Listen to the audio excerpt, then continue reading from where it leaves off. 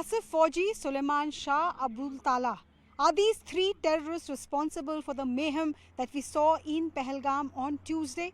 Well, Jammu and Kashmir Police has released a sketch and also photographs of these three.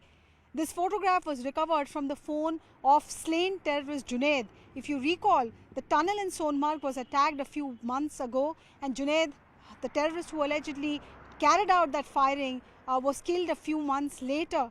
From Junaid's phone, a photograph was recovered. Also, some details were recovered which showed that a group was active in Pahalgam. It is the same group whose sketches have now been released, which has Fauji, Abu Tala and Suleiman.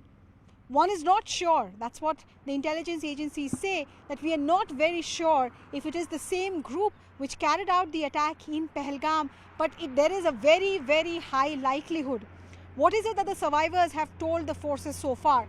Number one, that the entire group of terrorists had divided themselves into groups of two.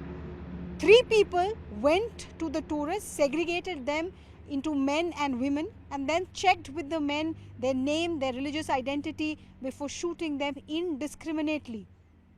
These people, these terrorists, were wearing helmet-mounted cameras, and they were videographing the entire sequence of event.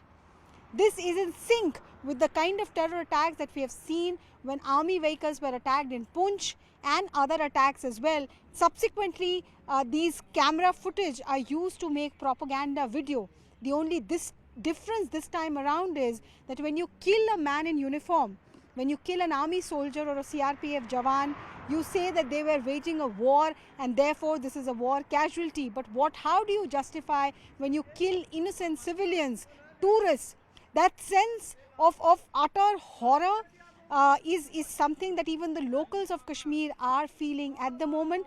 Most tourists are scared. Many have cancelled their plans. Others are wanting to go back. Even those who are still here in the valley have taken Pahalgam off their itinerary. So it's a massive setback to Pahalgam's economy to start with, but it could well result in a massive setback to the overall economy of Jammu and Kashmir as well, since the tourist footfalls in the last 2 to 3 years have finally started making up for the losses that they suffered, first because of COVID, earlier because of the abrogation of Article 370, and before that because of the floods that had swept through the entire region.